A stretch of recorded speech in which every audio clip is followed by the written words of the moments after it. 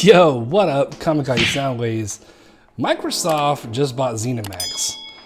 That's a big fucking deal. So what do you get when you buy Zenimax? Well, you get Arcane Studios, you get Machine Games, you get id, you get fucking Bethesda.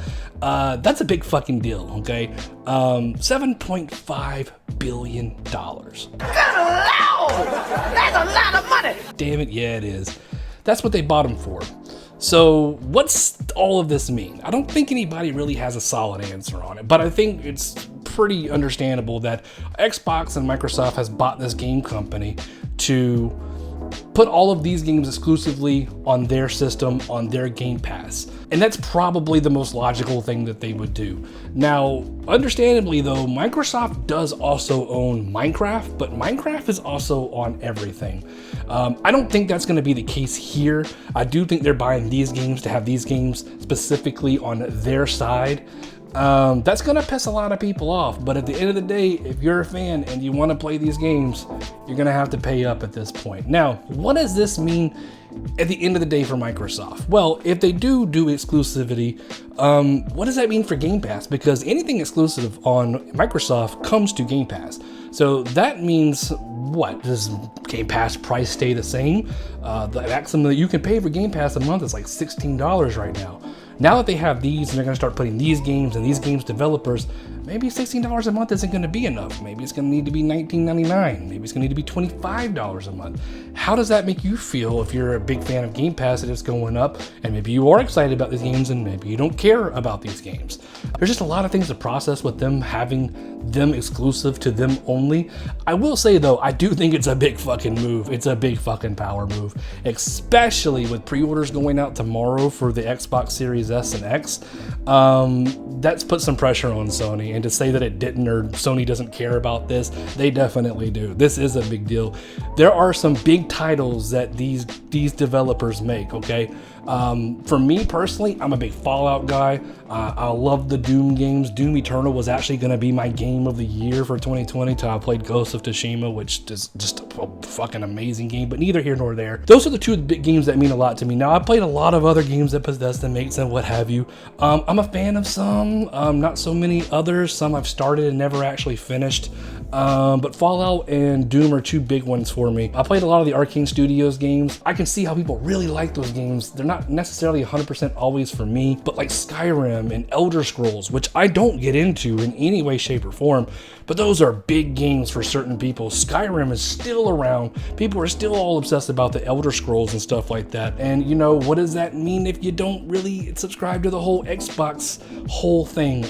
You know, are you gonna move over because this is one of your favorite games and the big game to you? If you are a Fallout guy like I am, again, I will say that I have Game Pass. I don't mind Game Pass. I actually enjoy Game Pass. I think it's actually really good for what you pay for it. For me personally, if it does shoot up to like 20 or 25, I might start to think about how I want to handle my subscription, because some of these games that these studios offer, I would rather just wait for a price drop and get them when they're like really cheap. I don't necessarily need to play them day one, unlike Fallout or Doom, which I could just buy those and just be done with it instead of paying a monthly fee to play those. So there's a lot of things to consider with them buying this company. You know, I don't know exactly what the end game is. Maybe they're going to charge PlayStation and they're going to charge, or Sony, they're going to charge Nintendo a hefty fee to actually still have these games on their console as well. So we don't know. We don't know how that's going to pan out, but I do think the ultimate goal is to have all of these games only on their side. But it's still early. Today, as I'm recording this, is Monday, September 21st. This news happened early this morning. I made a stupid little video about it earlier or whatnot. So everything's still probably not settled. I'm pretty sure no papers are signed or anything like that either. They're probably just getting out ahead of this and throwing it out there that this is actually going to take place. And even more so the day before pre-orders, because that's why people sway. Maybe that people sway from buying a PlayStation 5. Plus PlayStation 5 just had abysmal pre-order problems. Stuff like that. So for them to do this right before pre-orders might make people say, you know, maybe I really don't want that PlayStation 5 because now I'm not going to be able to play this game that I'm really liking or I'm really expecting that I think Bethesda or whatever is working on. I'm not going to get the chance to play that. Now, I believe this company, Zenimax, I believe it might be Bethesda, one of these studios, Arcane Studios as well.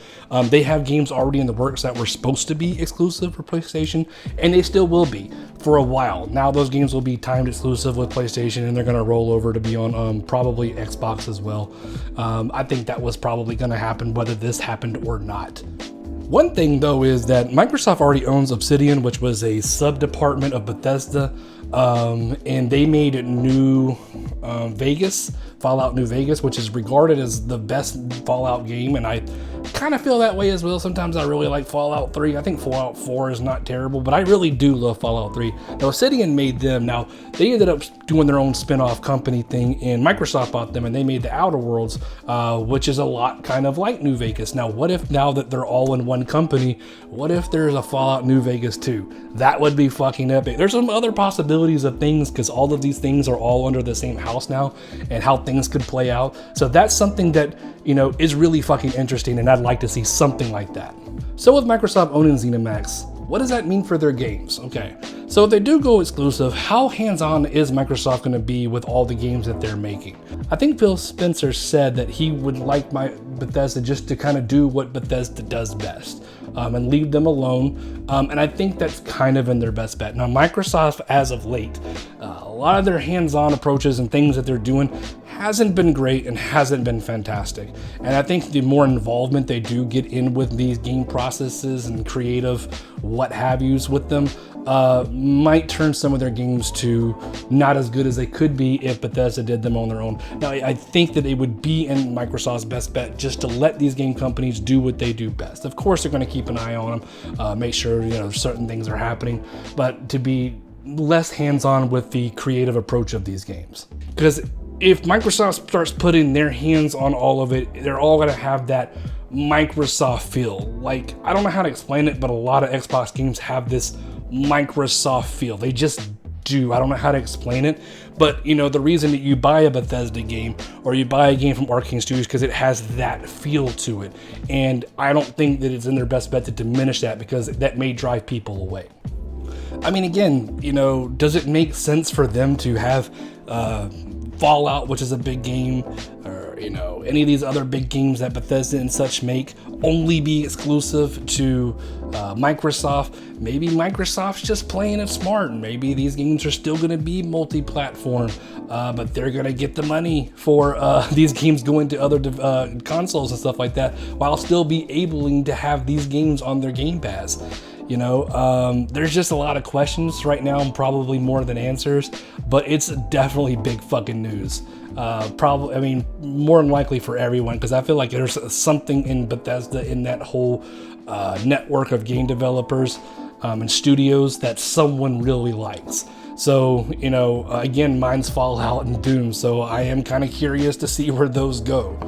Now, if they do go exclusive, do you think that this is going to sell a lot of Xboxes? I mean, you know, nothing's really final right now, so they probably will sell more Xboxes at some point down the line. I do think that this eventually is going to force people to have to switch over to PC, have to switch over to Microsoft or Xbox, have to switch over to Game Pass. If you're really into these series, you're not really gonna have a choice to go anywhere else. So right off the gate, I don't think anybody has really changed their mind, and tomorrow the pre-orders are gonna be sold out and gone crazy and people beating down the door because they can't get an Xbox Series X. I don't think it's swayed too many people just right off the gate, but over time, if we do start to see big titles from this company, people that really love some of these game franchises being only exclusive to Xbox, it is going to help sell some Xboxes, absolutely, for sure. So anyway, that's all I got on it. I'm not really into doing the whole gaming news thing, but man, this is a big bomb that was dropped today, and I really wanted to speak about it. We got way more questions than answers at this point, and I'm sure we'll figure things out as things go along, but I gotta say, things are getting really interesting with both of these consoles coming out, the S, the X, and the PS5. So that's all I got. Appreciate you stopping by, checking out the video, much obliged, and I'll check you out over the next one. Later.